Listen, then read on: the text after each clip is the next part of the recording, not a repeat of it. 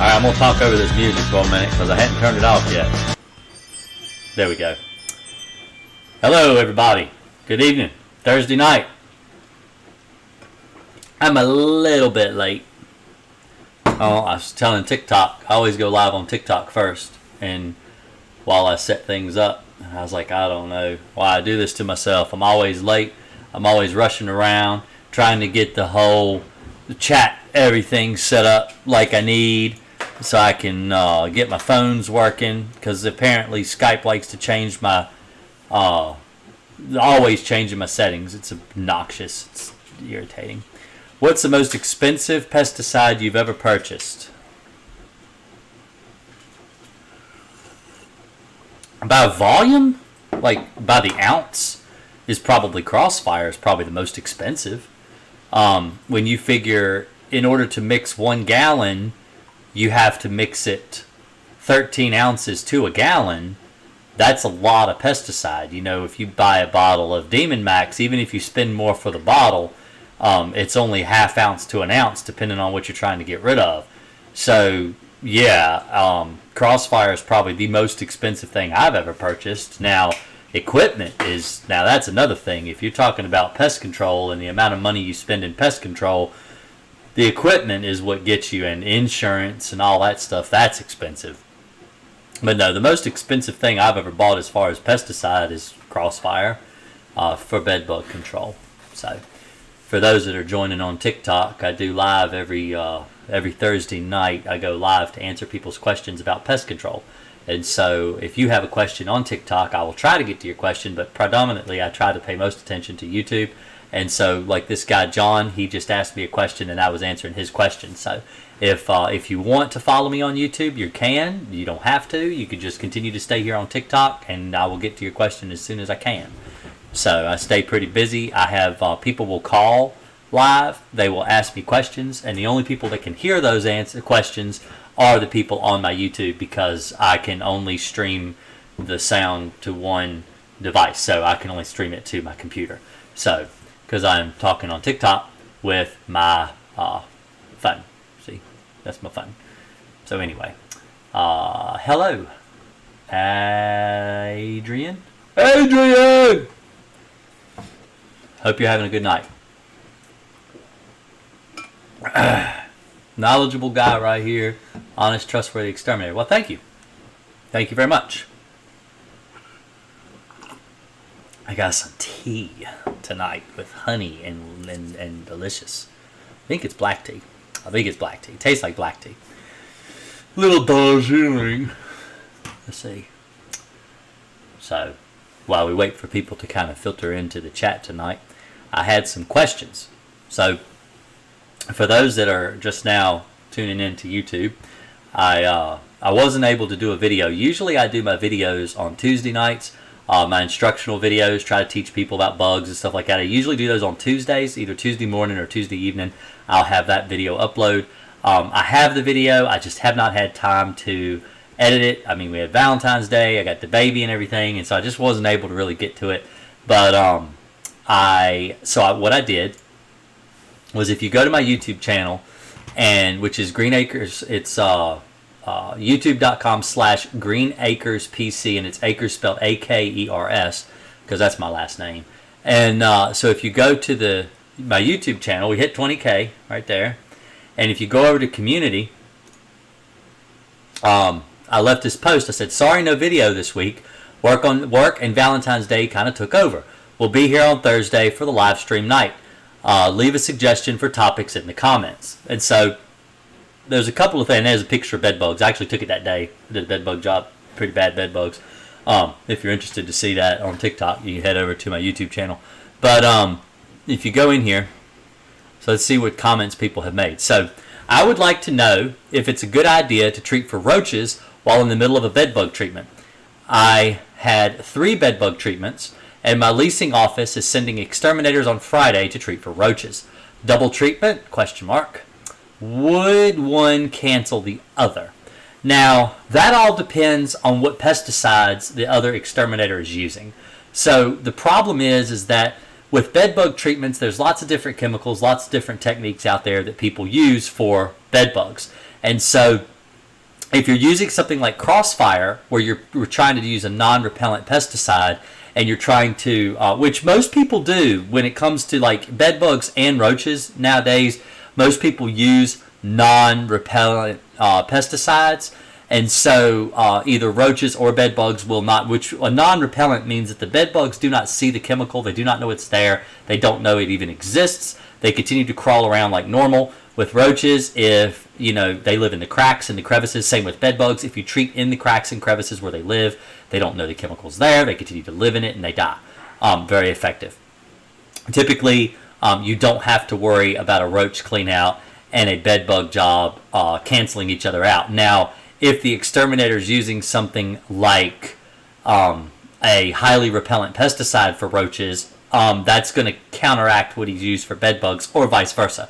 So it just depends on what he's using. That's a good question. Personally, I use Alpine WSG for cockroaches. I use sometimes Alpine for bed bugs. Most of the time I use Crossfire. They do not cancel each other out, so you can use the two side by side with each other, and it doesn't hurt. One doesn't hurt the other. Another man says, ants in the yard, how far out do you push them from the house? And I'm guessing he's thinking about like a yard treatment, going out and treating the yard for ants. How far out? Usually I don't really worry with ants in the yard. I mean, unless it's like fire ants or something like that, which we don't have in Virginia because the frost line is too shallow. The frost line is 18 inches. And so or too deep, I should say. And so the ants can't really survive here. It gets too cold. So we don't really have fire ants in Virginia. But as far as ants in the yard, I don't worry with ants in the yard. They're not bothering anybody. I don't worry with it. And so he says only house centipedes, spiders in the house. Reduce their numbers with alpine or let them be, as they are most likely getting other bugs. I would kill them. They're not paying you rent. They need to get out of the house. I mean, if they're your kids, that's one thing. You don't kick your kids out of the house because they don't pay rent either. But and so someone wants me to talk about fleas. And so those are the 3 suggestions from YouTube. So that's what we were talking about. That's what people asked me to talk about, so I did. But as far as fleas, there's I typically use Alpine for fleas as well. Sometimes I'll mix Nygaard, which is an IGR for fleas. It works really well. So, someone asked, is Shockwave for roaches? We use Shockwave for roaches, Apprehend for bed bugs. Let me see.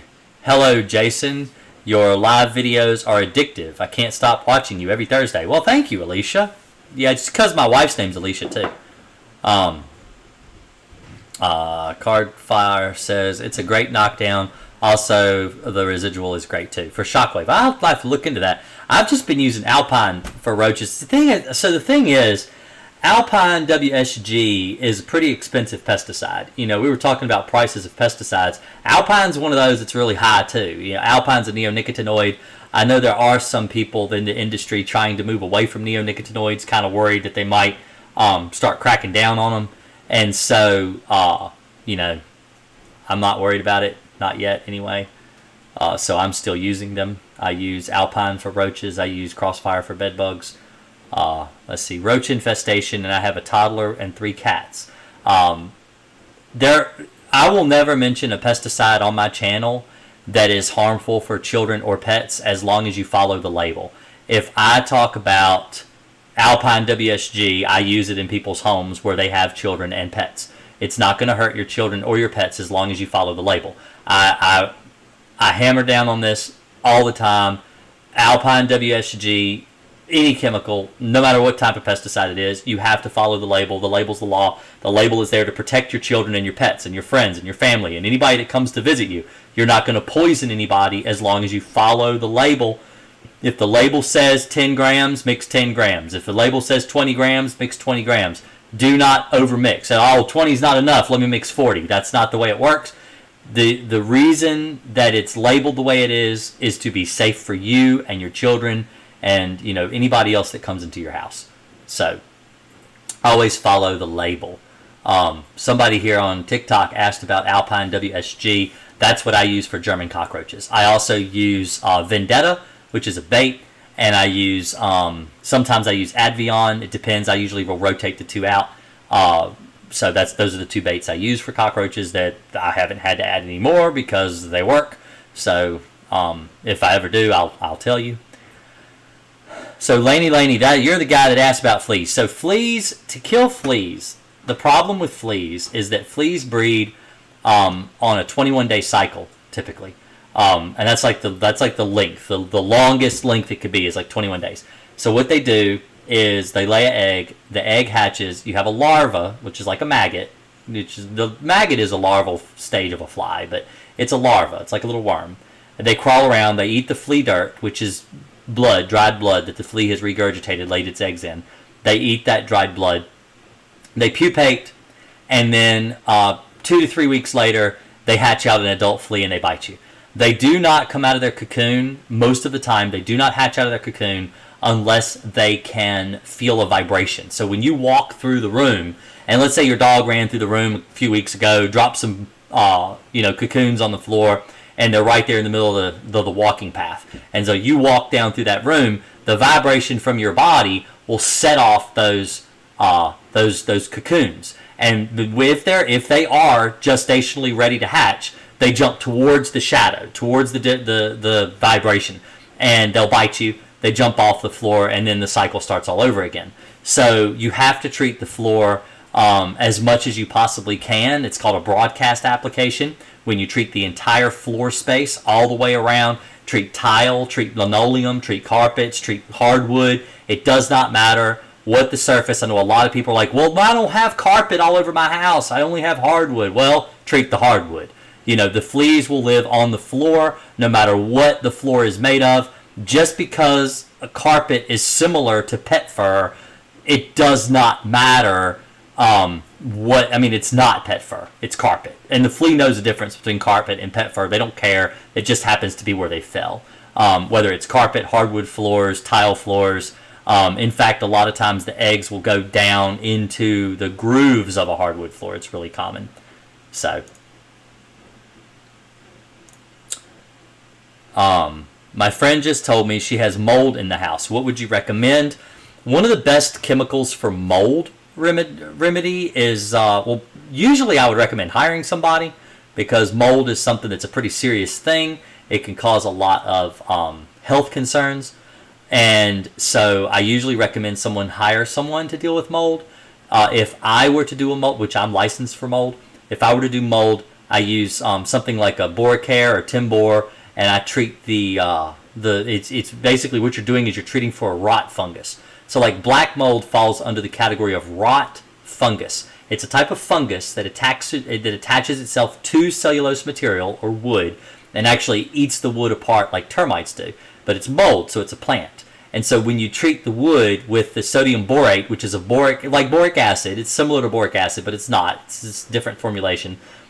You treat the wood with it. It actually soaks into the surface of the wood and crystallizes on the surface of the wood like rock candy, kind of. It's like salt.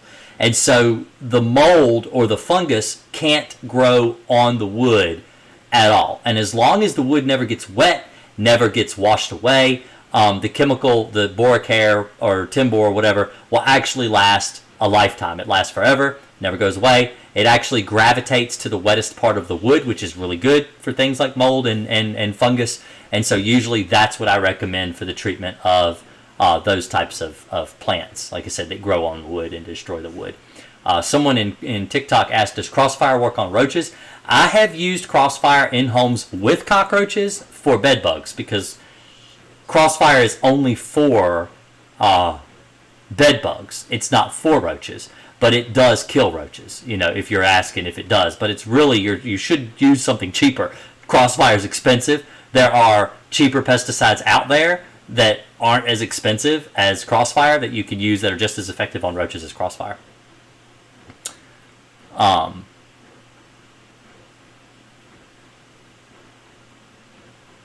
Let's see. How do I get them out of my bed? Wash your sheets, wash your covers, wash your comforters. Get your vacuum out and vacuum your bed. Get like a hose vac and vacuum your bed.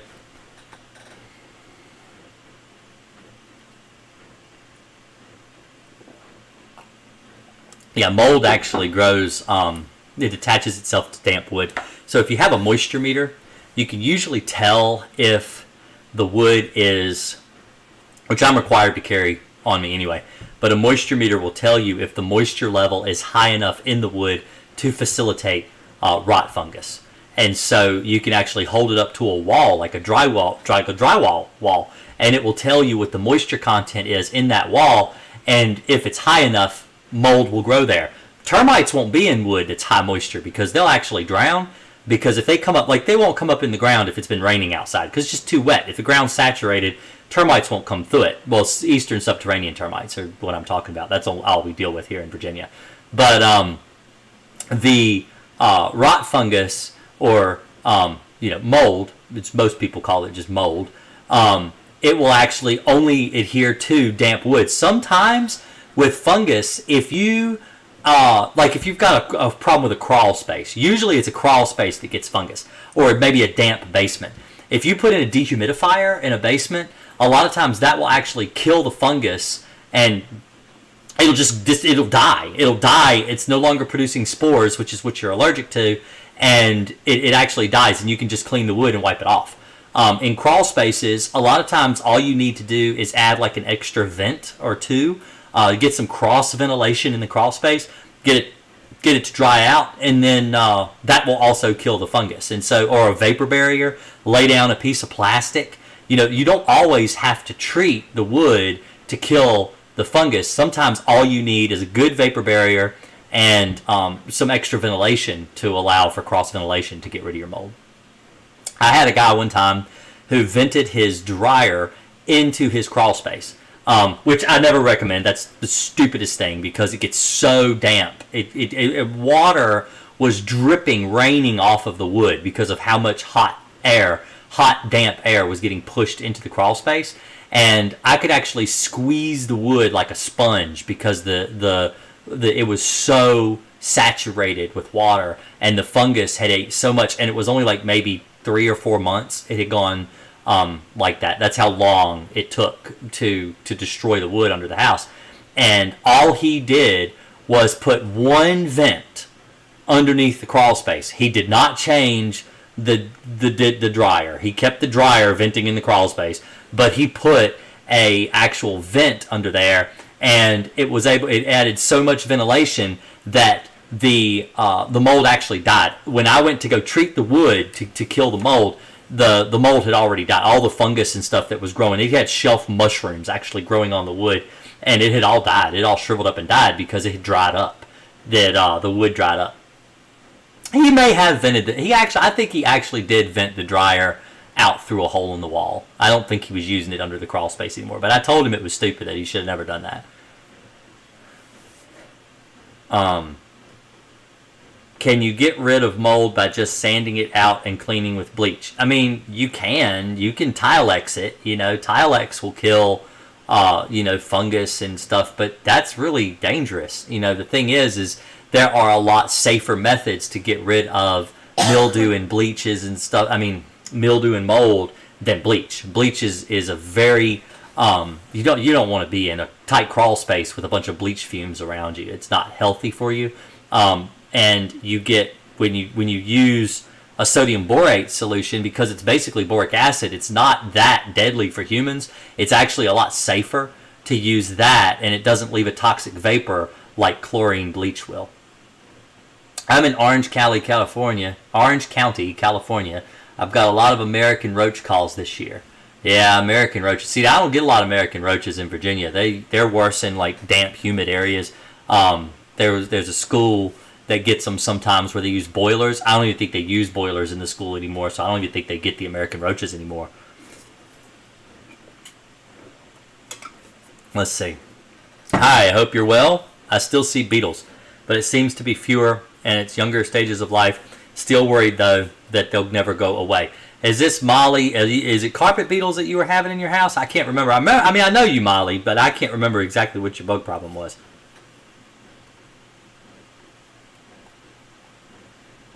I'm almost out of tea.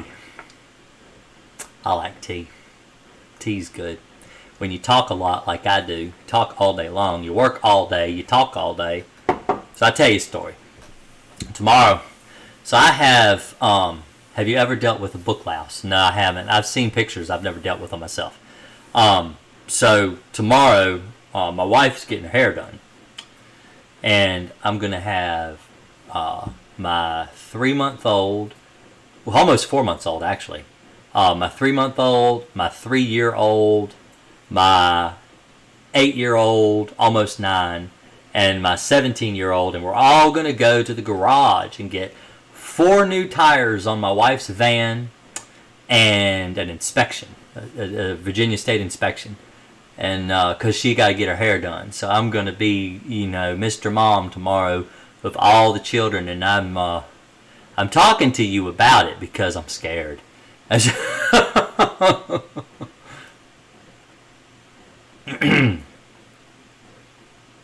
Oh, clover mites and spider mites. That's right. Yeah, you may have to treat more than once. They will come back. They're not going to be gone forever. They will come back. Houses that get the spider mites and clover mites usually do get them about once a year, twice a year sometimes. And so you do have to be, preemptively treating every so often to make sure they don't show back up again. That's a normal thing with spider and clover mites. Yes, we here in Southern California have plenty of German roach calls. Money, money, money.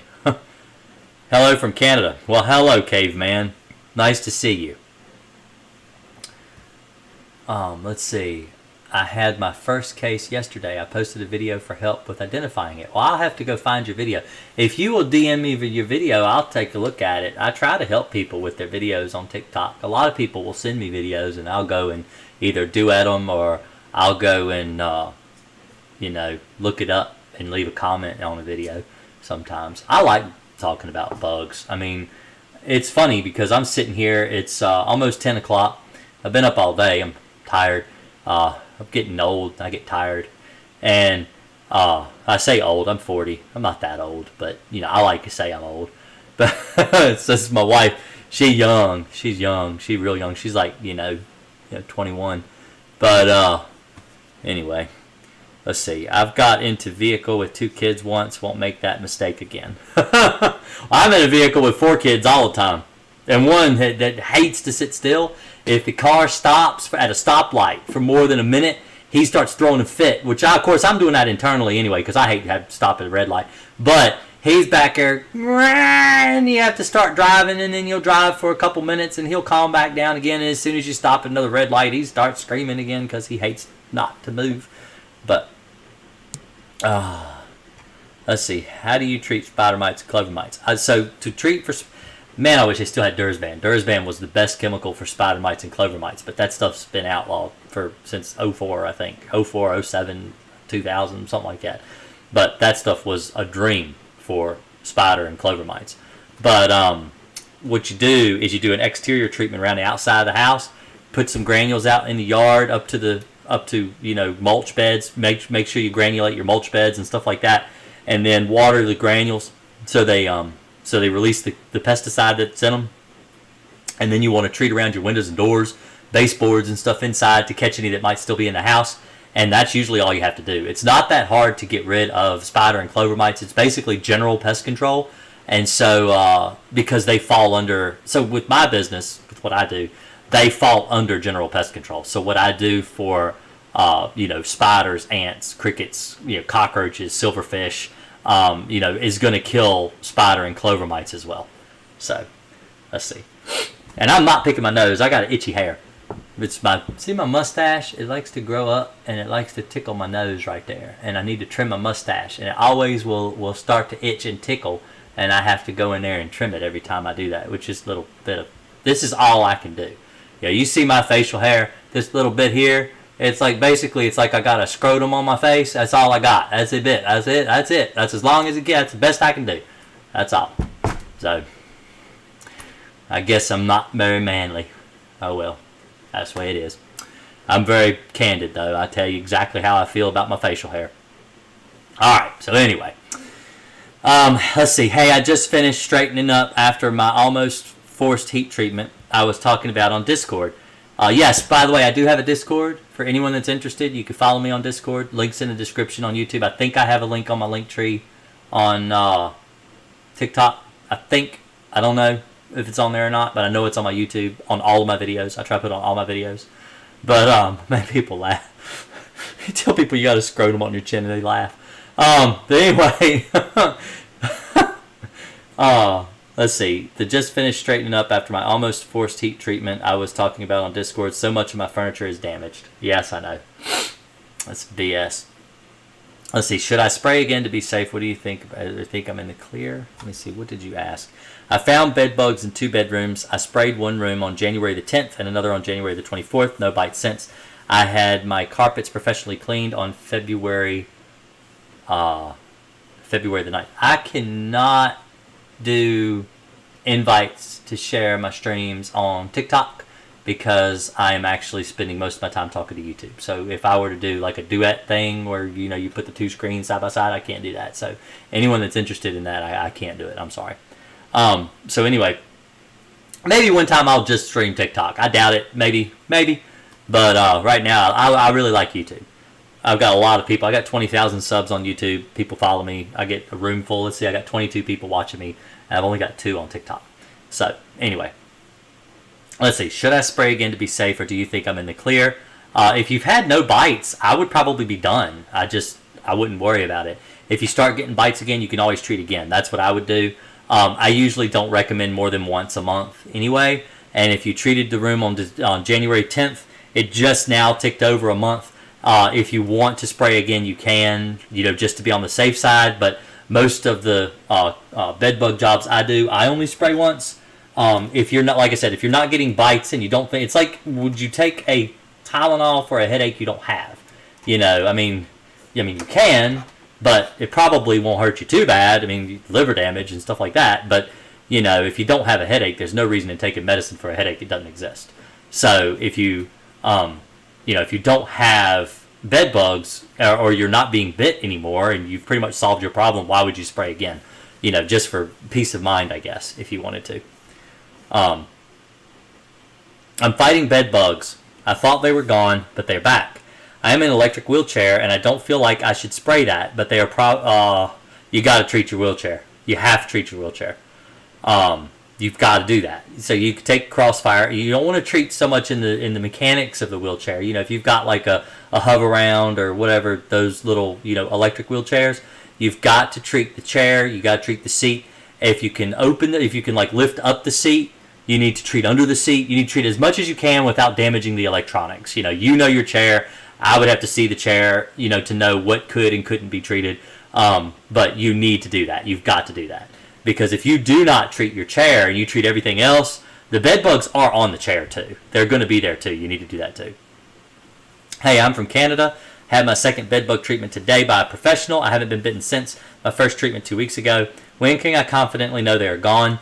The industry standard is 30 days. Typically, if you haven't been bit or seen a bug within 30 days, you usually have no bed bug issues.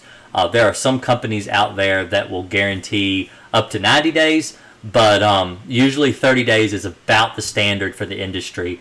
If you haven't been bitten, had no signs of bed bugs at all in 30 days, typically you don't have any more bed bugs. That's just, like I said, that's what the industry claims. But I have had some people claim that the bed bugs can hatch up to 4 months later and still have a problem. That's rare. Doesn't happen very often. It's like a 1 in a million type thing. But, it does happen sometimes. Let's see. I use Crossfire 2 times now. About to do a third. Crossfire 2 times about to do a third. Okay. My wife does take Tylenol before I come home. So she's preparing for the headache that comes home. That's the thing. Well, at least you can admit that. I don't think, do you take a Tylenol before I get home? No. Only if you got a headache. Yeah, only if I had a headache. So once after I get home, then you take a Tylenol. Probably, yeah.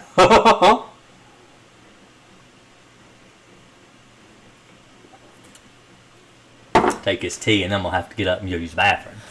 That's the problem with drinking and trying to live stream. But you gotta drink. You gotta, all these streamers, stay hydrated. You gotta stay hydrated. You gotta drink something. But then I gotta go pee. Let's see. I have to get me a catheter that I can wear when I sit here and talk to you people. Because I always have to pee. Alright, Caveman. They seem to hang out where you spend most of your time. I had to throw out my computer chair. I found them on computer chairs. Would you recommend emptying dressers and closets, putting everything in bins when fighting bed bugs? No. Not if you're using Crossfire, I wouldn't. Okay, I'll do my wood chair. I just feel nervous about it. Just make sure the stuff doesn't drip down in the chair. If you've got electric parts, then, you don't want to spray those. I'm going to have to use the bathroom. I got to use the bathroom. Now, I can't pause TikTok. TikTok gets to see me stand up, my britches and everything. But, I'm going to go use the bathroom. And I'll play some music while I use the bathroom this time. I'm going to try to see if it'll work. I'll be right back.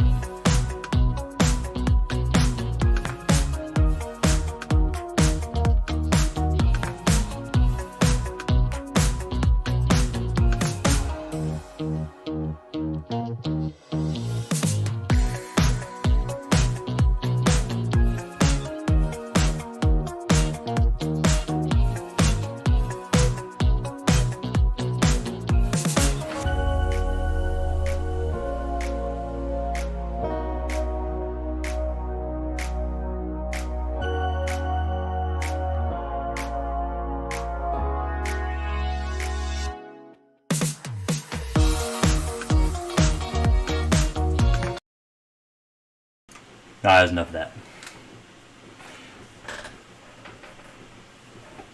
I think my camera's drunk. This is called the wife ear. If those are wondering why I wear my headset like this is called the wife ear. So if the wife has to say something, I can hear her. This is something that you learn how to do when you get to be like me and you're on the computer and you got your wife and she's trying to talk to you.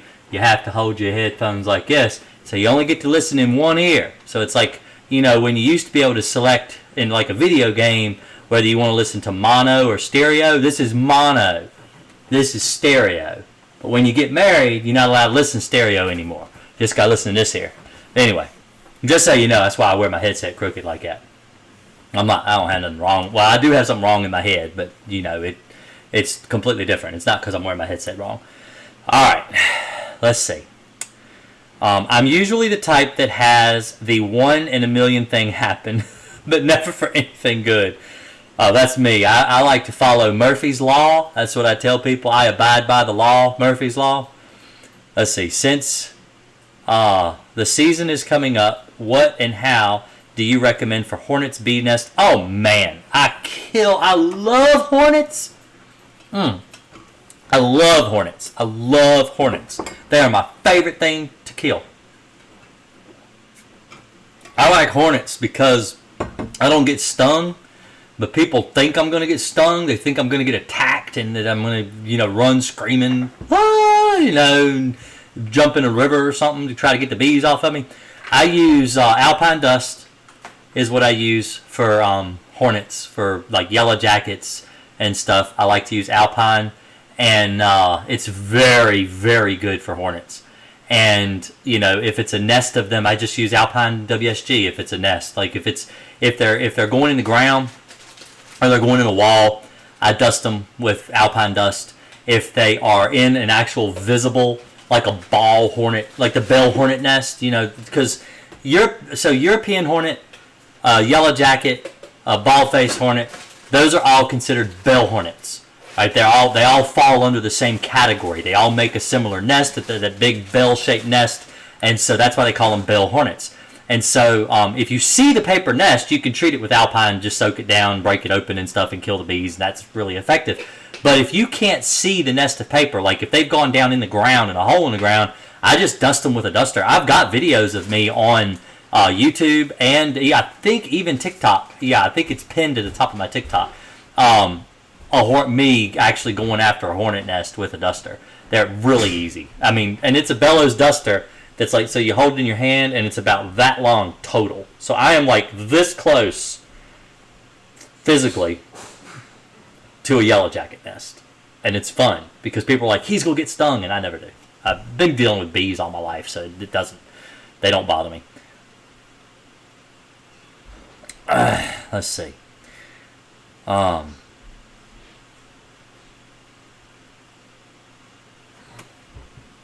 Bugs come to us, then die. Just do your wheelchair, stay off it for 2 hours, make sure to get... Yep, I agree with that.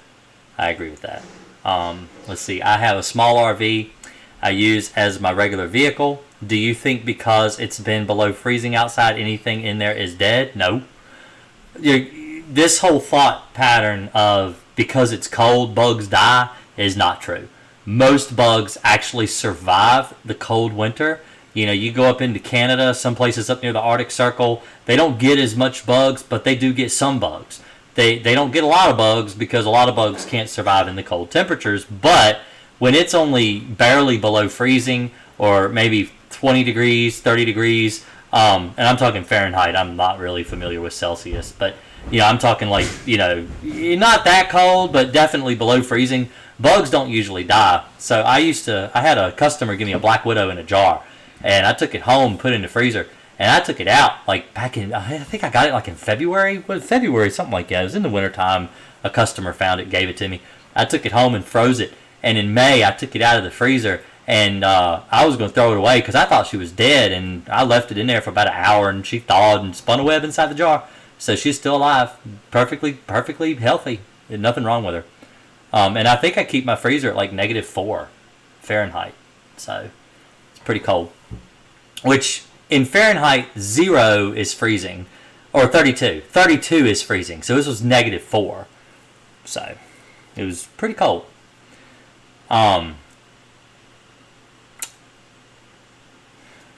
Let's see. I know many exterminators will recommend this, and there's a lot of work and a big pain. Nice, Alicia. I ended up leaving. Just so you know, my wife burps like a man. She farts like a man too, but I'm not supposed to talk about that.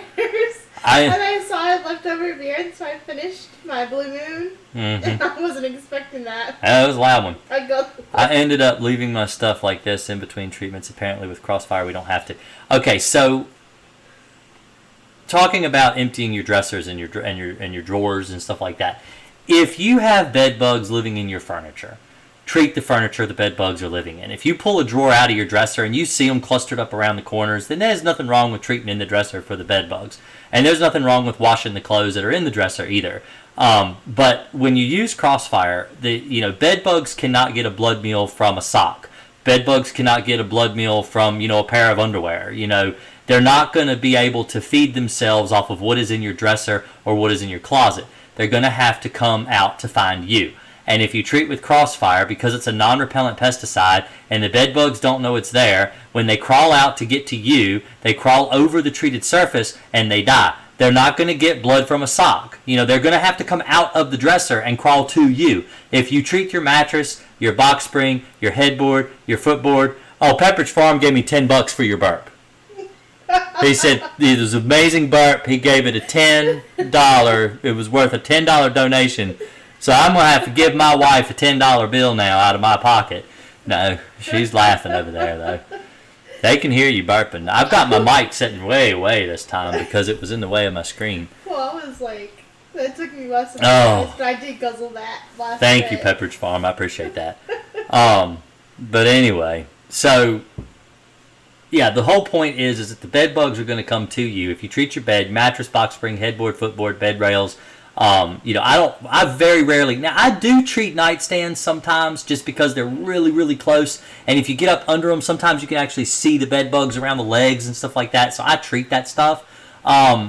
Not every time, but usually the nightstand will touch the bed. It's a real common thing that it touches the bed. And I figure if the furniture's touching the bed, it's an extension of the bed. And so I treat it all. You can treat it, so I go ahead and treat it.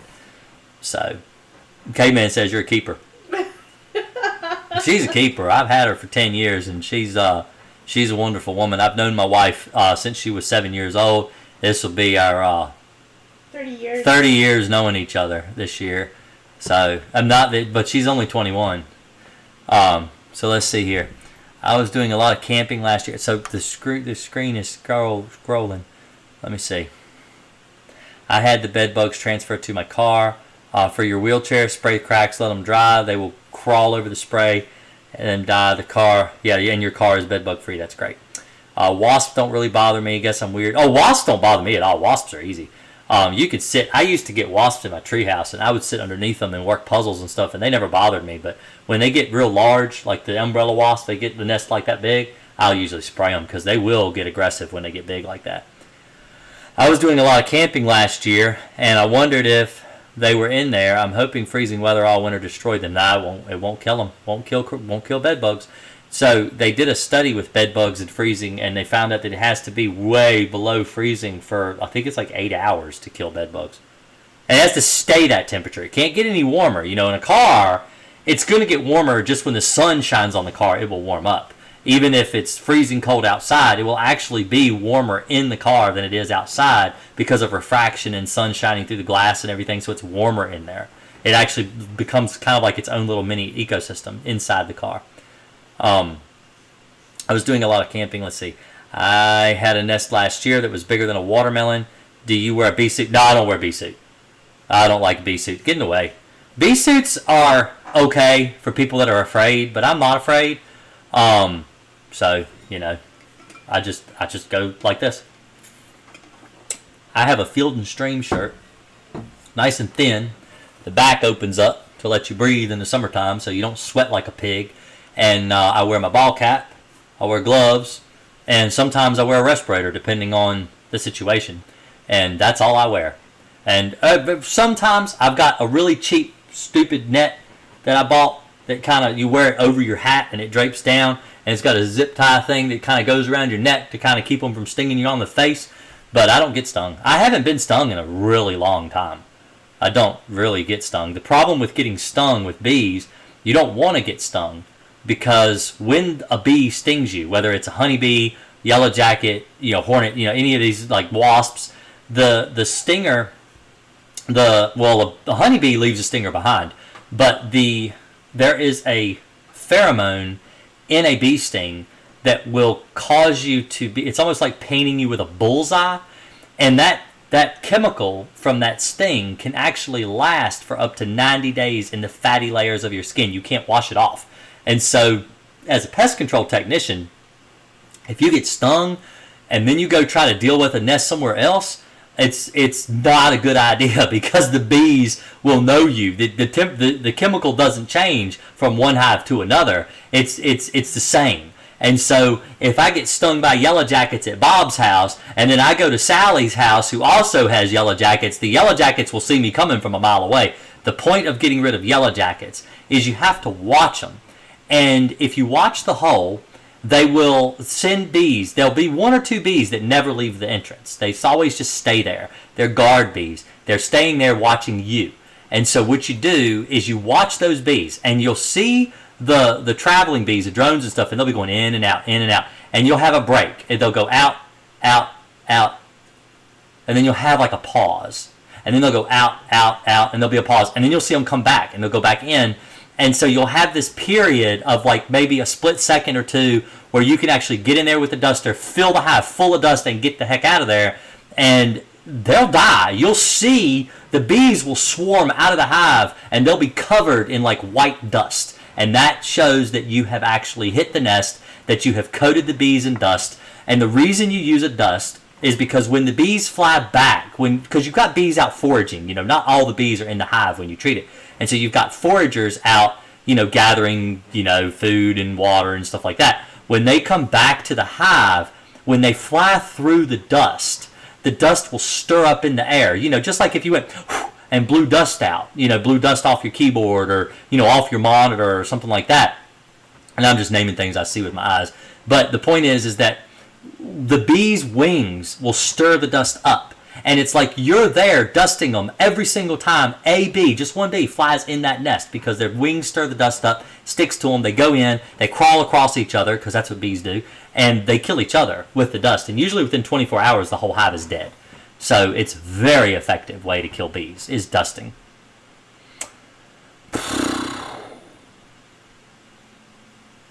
I'm tired. For those who don't know, I've been up all day. I'm tired. So I'm taking a little bit longer to read. I almost killed my pet scorpion once by leaving the window open. He was frozen solid, but came around after I put him in the radiator. Pulled him near the radiator.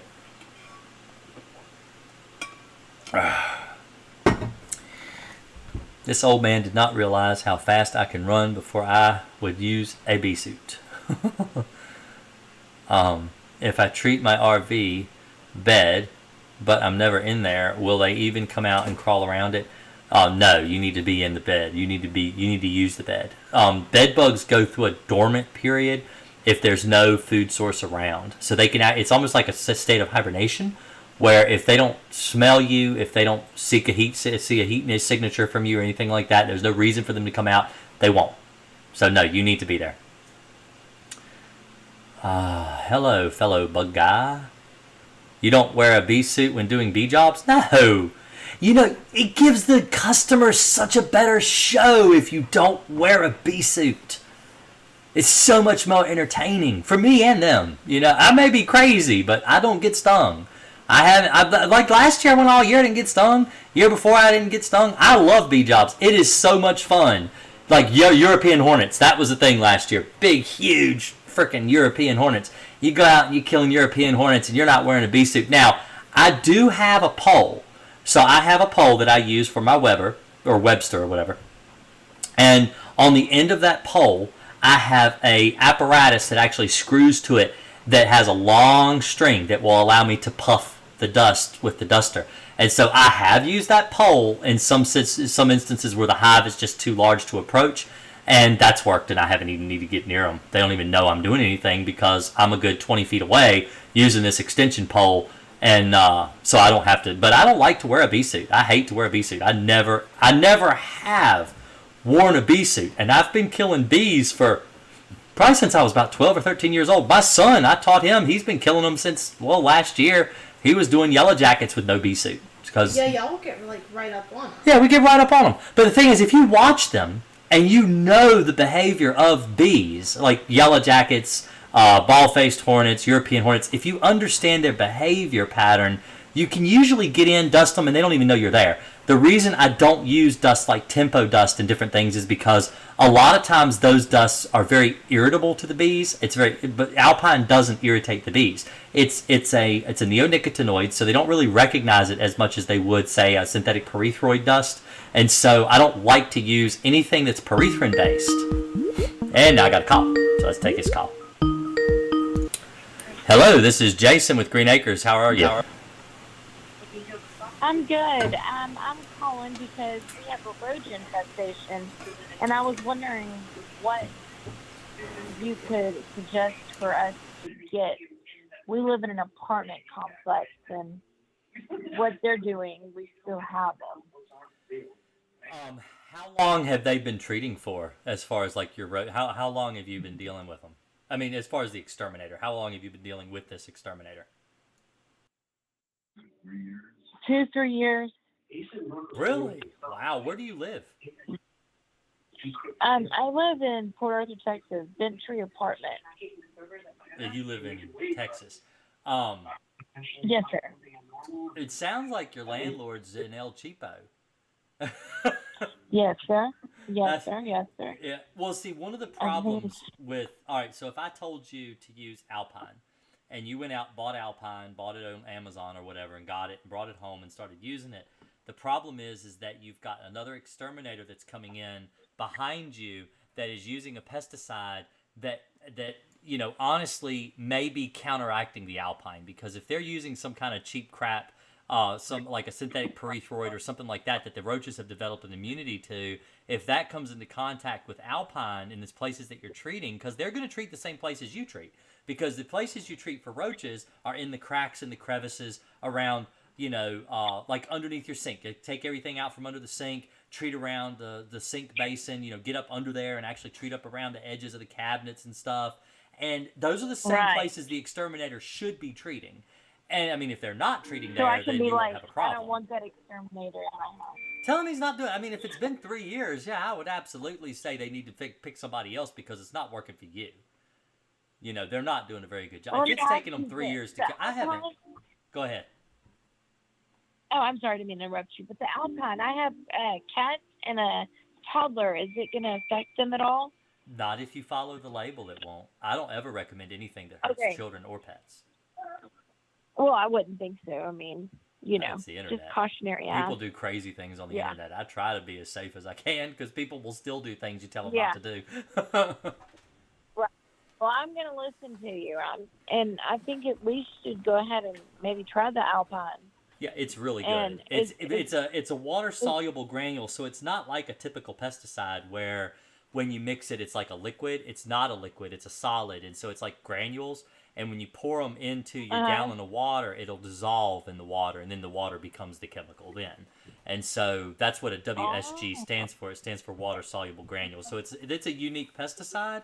That doesn't really change how effective it is or not effective. I just wanted to let you know, if you order it, it's one of those things where it's kind of weird. You're going to think this is not a chemical, but it is. Right. And where do I order it from? You can get on Amazon. I've got a link in the description on the video. If you go down and look it up, it's Amazon. It's let me see. This is my Amazon page right here. I'll link it in chat. I don't know if you're still in chat or not, but I'll link it there. Okay. So, but that's my Amazon page. That's got, if you just scroll down, let's see. Let me see. Cockroach control products is right there. And Alpine. Now, this does not have the small packet, but if you go to spider control, it does. And so it's $25 for 5 packets of Alpine, which I think it's like a 10-gram packet. And the way you do a roach clean out, and I believe you have to read the label and make sure, but I believe it's between 10 and 30 grams for a roach clean out, and I would recommend the strongest mix that they allow on the label. I think it's 30 grams. Okay. So. And we just mix it in the water and spray it ourselves. Yep. But you need to mix it in a gallon. It's always a gallon. Whenever you read a label, they always tell you on the label to mix with a gallon of water, typically. And so you'll end up with a finished solution of 1 gallon of Alpine is what you'll have. Okay. So what I need to go ahead and buy is okay, there it is. Because I keep seeing gel bait. Well, yeah, I've got gel bait too. So I've got like Vendetta Plus and I've got Advion. Those are the 2 I use in my business, and I've had really good results using those.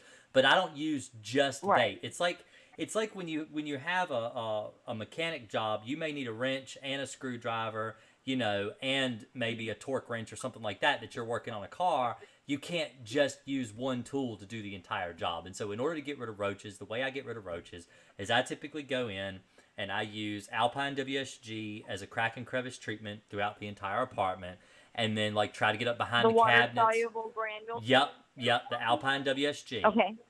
I use that up behind the cabinets and everywhere, all around the edges, baseboards and stuff like that. And then I'll use the bait places that I can't use the spray.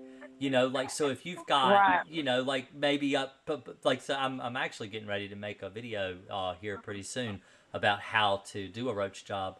But you treat places, it's hard to say.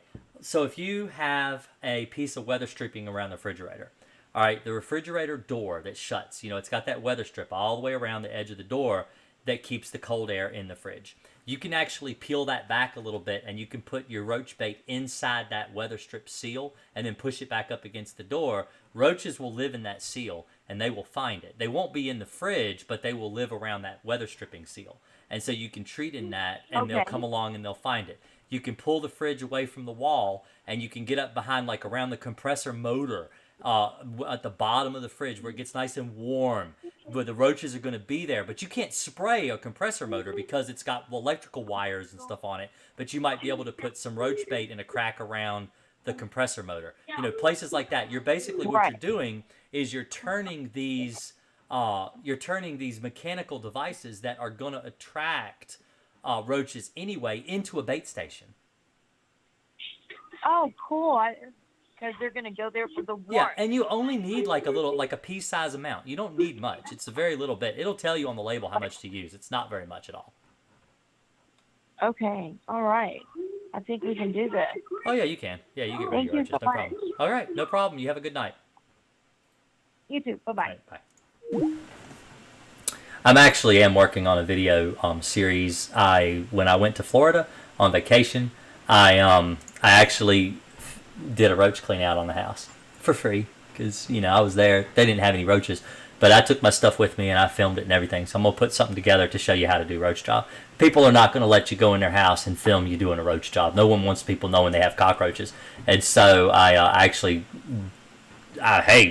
often do you have a house right there that nobody's living in except me, other than my house, that I can go and do a roach clean out? So I did. I've got all the videos. It's just going to take me a while to put them together. It's a lot of editing. So, for those that are interested. Hello, this is Jason with Green Acres. How can I help you? Hey, Jason, what's going on? This is Michael. I live in California. Okay. And, I'm sorry. I'm pretty sure. Can you hear me? Yes. I was just apologizing that you live in California. It was just a joke. It was a bad joke. Anyway, go ahead. Oh, yeah. No, luckily, I live in Newport Beach, so it's not so crazy. It's kind of okay over here, You're good. It's all right. Don't worry about it. Anyways, I'm pretty darn sure that I have bed bugs. I'm pretty much 100%. The way that they've been, I've been being bit the last week. My girlfriend had bed bugs 10 years ago, so I kind of know what the bites look like and kind of what they do. So I'm pretty sure I have them. The only problem is, I tore up my bed, I tore up the box spring, I've looked in every, crevice of the mattress, every crevice of the box spring, I can't find one. I can't find any droppings. Can't find one. Like, you know, they're really hiding really well. I can't see them, but I'm pretty sure that they're there. The only other place I can think of that they'd be hiding is in the headboard. The problem is the place that I rent from, the headboard is attached to the wall. I see. The only way for me to get the headboard off would be literally to tear it off of the wall. Yeah, they probably and are I living would be behind left the without a headboard. I actually had that one time. Yeah, I used to do a hotel. This was years ago, and it was one of those like rent by the week hotels, and they had the headboard was screwed directly to the wall, and I actually went in with a screwdriver and I took the thing off of the wall, unscrewed it from the wall, and found bed bugs living behind the headboard. It was the only place I could find them, but the way the headboard was attached, it was just it was poorly done. But it's a pain in the ass. but anyway, you can treat that. And you can treat up around it. Yeah, mine is not even screwed. It's nailed in, so I have to literally rip it off. Yeah, you don't want to do. You can treat it though with Alpine. I'm not Alpine. I'm sorry, with Crossfire. You can treat your mattress, box spring, headboard, footboard, bed rails, and treat the crack. Where it joins to the wall, and the bed bugs will die when they crawl out. If that's where they're living, you're going to kill your bed bugs. If it's early infestation, like I'm talking really early, if it's been just a couple of weeks, then you may not be able to find anything. Right. Because you may only be dealing with like one or two. Like literally one or two bed bugs. Right. The problem is I can't get Crossfire in California. Oh, they're one of the stupid states, huh? Not long ago that you could get it. Just I think last year. I think a lot of states passed new legislation this year. I think Maryland, California, Connecticut. There were a couple other states because someone actually contacted me from Connecticut. Said they were really mad at me for recommending Crossfire, and then they couldn't buy it, and that I was working in cahoots with Amazon and all kinds of crazy stuff like, conspiracy theory doesn't make no sense. But they were like really mad at me. I'm like, well, I had no idea. I thought it was only New York. And so I looked into it, and apparently California, I think Arizona is one, Connecticut, Maryland, and maybe even Virginia soon. Is what they're going to do is they're turning it into a restricted use pesticide to where you have to have a license. You can get it in California, but you have to be licensed to buy it. Right. So I don't know. I mean, before I saw your other video, what I did is I bought an over-the-counter pesticide, cyber, methazine or whatever the hell it's called, and I sprayed. Yeah, I sprayed that. I don't know how effective that is, if that works at all. I have no idea. Cypermethrin used to kill bed bugs. I actually had an exterminator one time recommend. Well, I've never used it for bed bugs myself. I had another exterminator. So the same guy that recommended me to try Crossfire, he said he had used cypermethrin at one of his, a family member's house or something that he had done it for, and it killed the bed bugs really well. The problem is the cypermethrin isn't really labeled for bed bugs. Now, I don't know now, maybe it is. This was 5 years ago. I've never used it for bed bugs because when I started using Crossfire, I've never used anything but Crossfire ever since I started using it. And so I used Talstar before. I've used Durisban even years ago. I've used for bed bugs, but I've never used like I said, but you can't buy Durisban. Durisban's outlawed. It's no longer. You can't even buy it. I can't buy it either. Right. It's not around. So I wanted to know if there was something you could recommend that's close to Crossfire that I maybe could buy that's in California.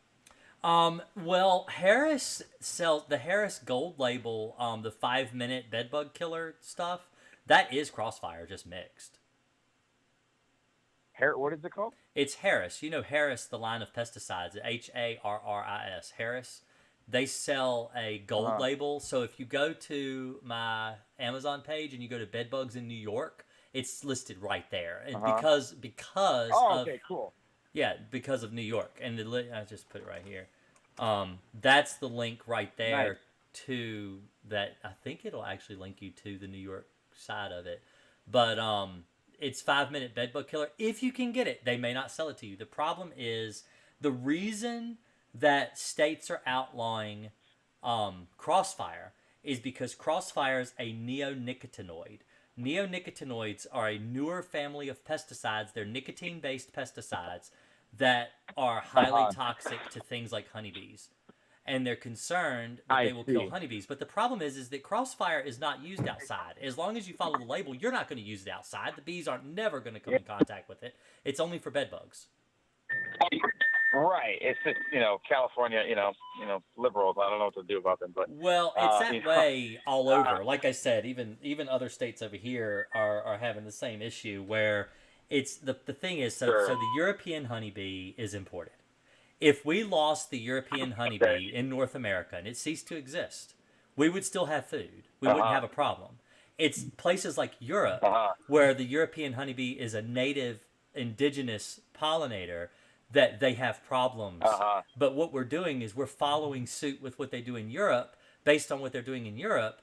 And that doesn't work here. It's not the same thing. We don't have, honestly, there are areas in North America where there are actual plants that are becoming endangered, not because of lack of pollination, but it's because the honeybee is overpopulating.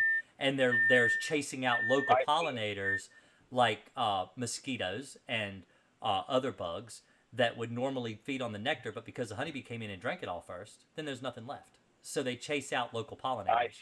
So in North America, it's actually better if we didn't have honeybees. It'd be better if we just imported our own. Right. It'd be like, a lot of cheeses are imported. Yeah.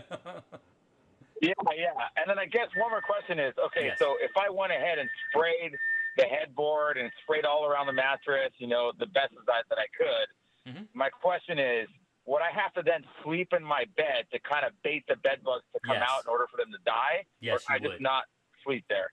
No, you need to sleep there. I would. Yeah, you need to go ahead and sleep there and dare them to come out. And then probably I just have to suck it up and get bit like one more night or 2 more nights. Oh, it's probably going to be 2 weeks worth, 2-3 weeks worth, because you got to think the eggs. So bedbug eggs take 6 to 10 days to hatch. The bedbug first instar that hatches out, it takes it's not an instar yet, but when the nymph first hatches, it takes 6 to 10 days before it bites you. So you figure anywhere from 2 to 3 weeks before every stage of bedbug has come out of hiding. And so you can have bedbug bites up to 3 weeks until they all die. But then they're all dead, they're gone. But it's just one of those things where, like, I have to tell my customers all the time, with not just with bedbugs, with fleas too. Fleas can take up to 21 days to die. It's just the nature of the beast. It's just the way they are. There's nothing you can do about it. Got it. Well, maybe I'll get one of those, like, mosquito nets or something. I don't know. Yeah.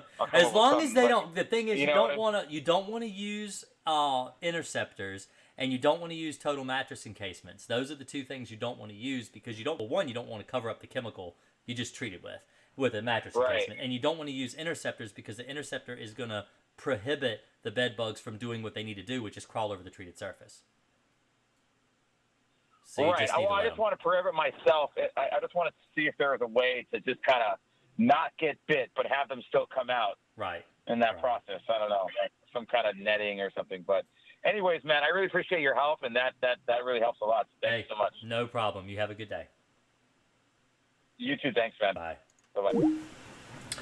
All right. I found. Let's see. Boy, there's a lot of chatting tonight. Alpine WSG alone, no IGR. Sometimes I use IGRs, and sometimes I don't. It just depends. I use Nygaard is the IGR I usually use. That came from TikTok. Let's see. Which, by the way, I kill honeybees. I've killed lots and lots and lots of honeybees. So I know that's why it's not illegal to kill them. People hate that I kill honeybees, but it's my job. People don't like when you kill mice and chipmunks and stuff either, but I do that too. I'm sure I have bed bugs. I can't buy Crossfire in California. Oh, I think that's him that just talked to me. Let's see. Very true. I don't wear a suit for wasp. Customers are like, damn, he's crazy. Do you have any experience with Asian or murder hornets? Nah, they're not here in Virginia yet. I can't wait, though. That's going to be a fun one to go on.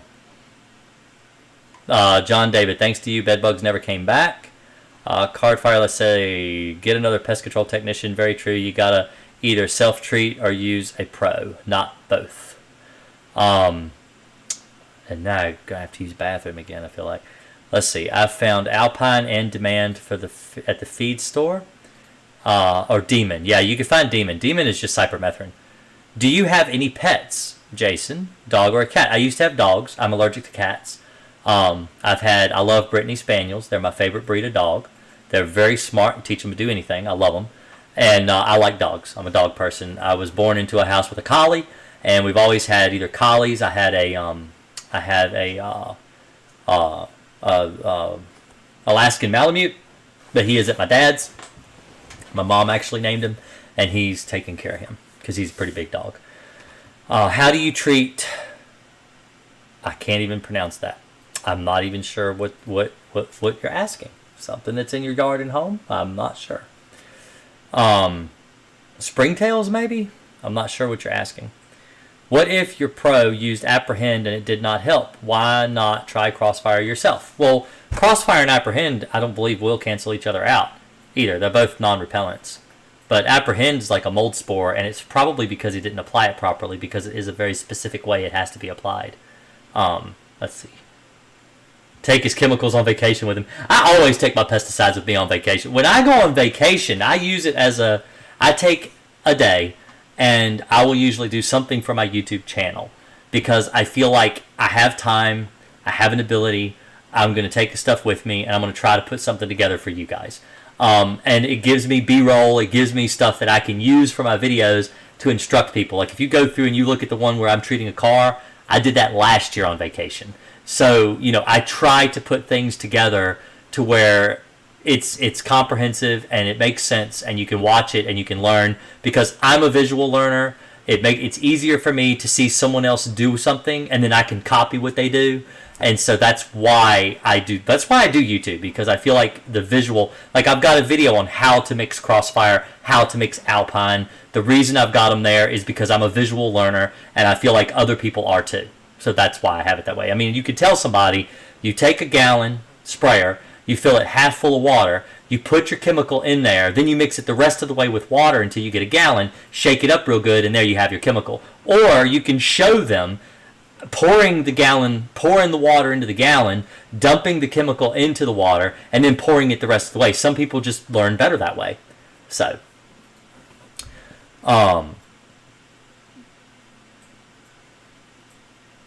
let's see. I'm from California.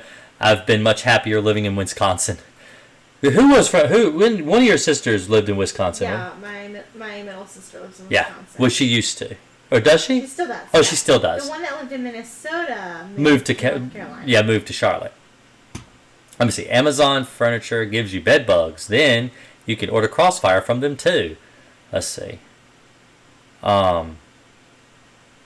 Short-term suffering, long-term gain. Yeah, you do. It is one of those things where, yeah, I have customers that have had bed bugs for 5 years. I mean, long time. Long time. And they just feel like they're never going to get rid of these bugs. And I go in there and I spray with Crossfire. They put up with them for a couple more weeks, and then the bed bugs are just gone. They're just gone. And they've had them for 5 years. I had a lady call me on the phone after treating her house with Crossfire, crying on the phone because she got her first full night's sleep that she has had in over 3-4 years.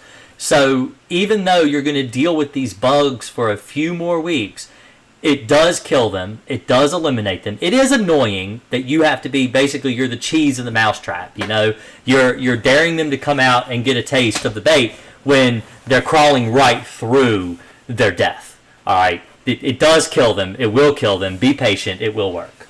So, and that's what I have to tell everybody. The ones that don't like to be patient, that aren't usually patient, are the ones that just got them, and they've never dealt with them before, and they haven't had them for years on end, and they're trying to get rid of them quick, and they just want it gone. They just want to be able to just boom and gone, wave a wand and have them disappear.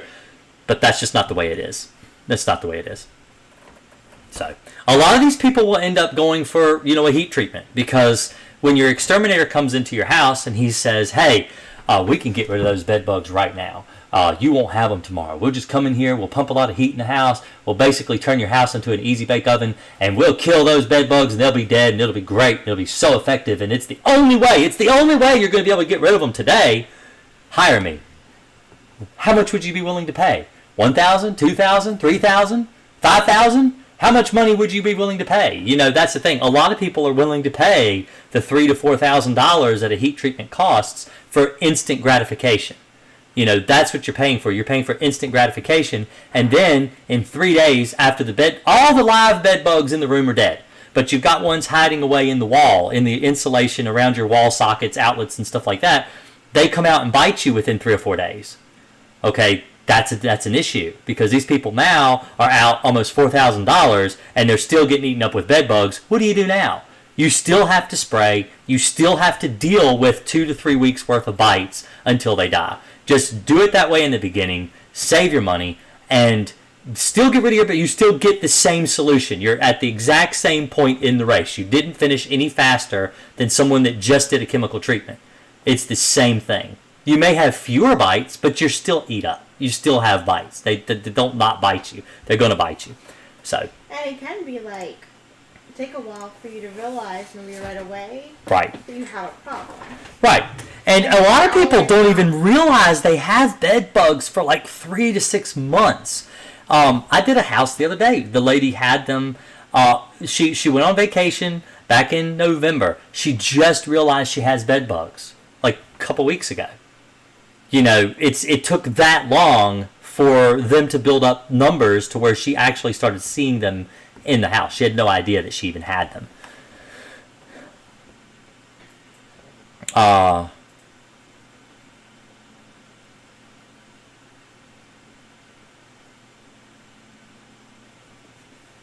Let's see. Apprehend has to be applied at a low volume battery operated sprayer. Works great. What's great about this is there is no mixing, just shake it up and ready to apply. Yeah, I know it's expensive too. It's like $150 a bottle. Where Crossfire is only like between $30 and $50. It's cheaper. Crossfire is a lot cheaper and it makes a lot more chemical. That's why I like Crossfire, because I don't mind mixing. It saves me, it saves the customer. Honestly, if it saves me money, it saves the customer money, because I try to save my customers money. I try not to, charge my customer more money than they need to pay for a job. If I have to spend an extra $100 on chemical to treat their house, that has to be rolled into the customer. The customer has to pay an extra $100 for me to do the job. And so that's expensive. That gets really expensive when you're talking, somebody may not be able to afford that extra $100. They're barely able to afford me to come in there and treat the house at the prices I'm doing it for anyway, which is pretty cheap. And so, that's why I don't use Apprehend. And 2, Apprehend, one of the problems with Apprehend, and this is an honest problem with the mold spore that Apprehend is made from. I actually looked up the spore itself, and there are a lot of issues with people having allergic skin reactions to Apprehend. And so this is another reason that I won't use it. Well, not yet. I haven't ruled out that I won't use it, but as of now, it's too new, and there's too many problems on the market right now with people saying, well, it's causing me to get itchy bumps, it's causing me to break out in hives. This is what this mold spore does to people. And so when you're spraying it on someone's furniture, on their beds, places that are going to be in contact with it eventually, just getting up off the bed, they're getting it on their legs, that cause them to break out and stuff like that. Tina Price is asking for a job. My wife has your job. My wife is office manager. Honestly, I'm office manager. So people call me. Here's my phone right here. People call me on my phone. I answer it. I take messages. I have to talk to the customer anyway. I've told my wife there are some days I'm so busy. I'm like, you need to take the phone and answer it today. She says, I can't, because I can't talk to you. You need to talk to them. You have to line up the work. You have to do the work. You need to talk to them. So I am my manager. I go to the post office. I take my post office box key. I get the checks out of the post office box. I take them. I have whole slips of deposit slips in my car. I write the deposit slip out. I take it to the bank. It takes me like an hour. Go in, put the money in the bank. That's all I have to do. Everything I do is digital. I don't do any card files. I don't do any file systems. Everything I do is digital. I use digital database. So I'm very efficient. It's cheaper to do it yourself if you can. I paid $400 for Apprehend. Wasted money. Yeah, it's hard to use. I gotta use bathroom again. I'm gonna have to go to the bathroom again. Got to go pee. I drink this water. 40 ounces. It's like this full. I'll be right.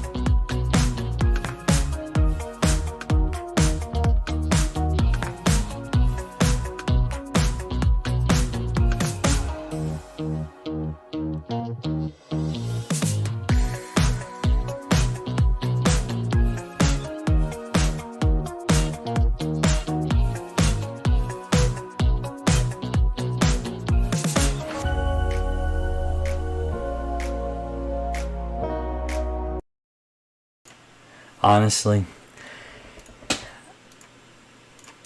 if I could figure out what scene I'm supposed to be on.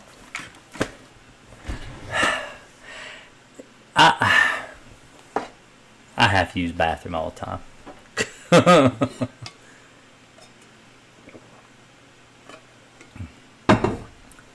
How many texts do I have? None. Just me. Just me. My son maybe next year, hopefully.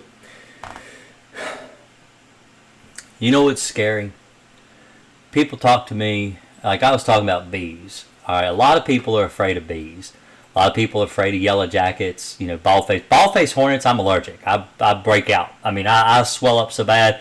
I got a picture of me somewhere on one of my videos where I show what I look like when I get stung by a bald-faced hornet. I couldn't open my eyes. I got stung like right here somewhere, and my eyes were completely swollen shut by the next morning. I couldn't even open my eyes. I couldn't work for like 3 days. It's pretty miserable.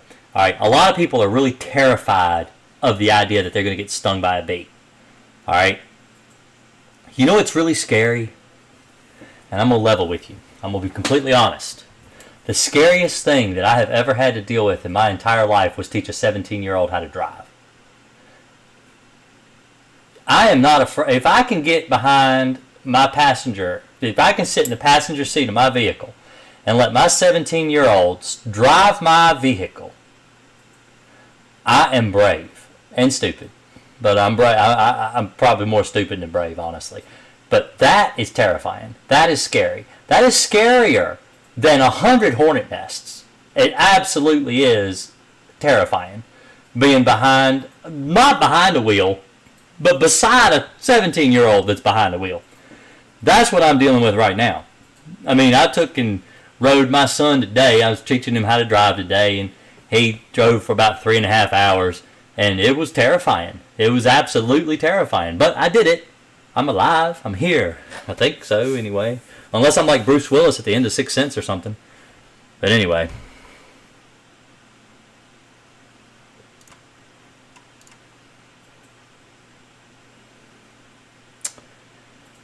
Oh, and I'm dead serious. If anybody's ever taught their teenager how to drive, more power to you. My dad, he taught me how to drive. He put up with me. And I'm a horrible driver. Tina Price says, yep, I've got a 16-year-old doing the same thing right now. It is scary. I tell you what's scary. All right, we were out. So I grew up Bedford County, Virginia. a lot of the roads out here are 1-lane roads. I mean, it's 2 lanes, but there's no paint on the road because they're just all country roads. And that's what I grew up driving on. I took my son down one of these roads, and a car comes at us from the other direction, you know, and he wants to put the car in a ditch. And I'm like, Rory, don't put the car in a ditch. That man don't want to hit you, just like you don't want to hit him. He'll avoid you. You avoid him. You'll be fine. You're not going to die. You're not going to. You'll be fine. But he's terrified. You get him on a single lane road or even just a 2-lane road, he thinks somebody's going to hit him coming the other way. Now, he's gotten better. He's gotten a lot more experience. I've been driving with him a lot because I want him to be able to get his driver's license. But it's it's stressful. It definitely is stressful. And, you know, it's like I said, I don't think I've ever been... I mean, I've been after snakes and I've been after skunks, and it's nothing scarier than sitting in the car with a 17-year-old. So, that can't drive. But you're letting them drive. You're letting them get out here going 60, 65, 55 miles an hour on the road, knowing that if you hit a tree, you're going to die. You know, it's terrifying. Oh, no, he's a boy. Rory, he's my son. He's like Rory Calhoun, like the old Gunsmoke you know, guy, movie star, whatever. Rory. I know people name their daughter. Did you know Rory was a unisex? Yes. I didn't know that. Yeah, I said. I've only ever known boys. My boys is I ended up liking all names that were unisex names. Yeah, because Rory and then but Finley's not a girl name, is it? No. So it's like a Welsh name. Well, yeah, I don't know a lot about Welsh names. Or British, and over there, from what I understand, it's typically a male name. But of course, here in America, we decided it's more commonly a female name. I had a Facebook reminded me, so like, you know, not Facebook, but I've got that. What is it called? What's that app that we use that reminds you? Time Hop. I got Time Hop on my phone, and it reminds me of stupid things I've said over the years. And so 4 years ago today, apparently me and my wife were arguing over names. We were going to name Charlie, my 3-year-old, and she wanted to name him John. And I said, I poop in the John. I'm not going to name my son John. So he didn't need to name John. He got named Charlie. But but anyway, I've been on here now for about an hour and a half. I'm going to go ahead and say goodnight for the night. Hopefully I'll have a video up Tuesday for you guys to watch. I don't know. I've been so tired and wore out. And, you know, with the baby and everything, work's picking up. Temperatures are fluctuating like crazy. So I've been real busy lately. So hopefully you guys got a lot from tonight. Maybe I entertained you a little bit talking about my son can't drive. But you know, I've also been in the car with my wife. She can't drive neither. So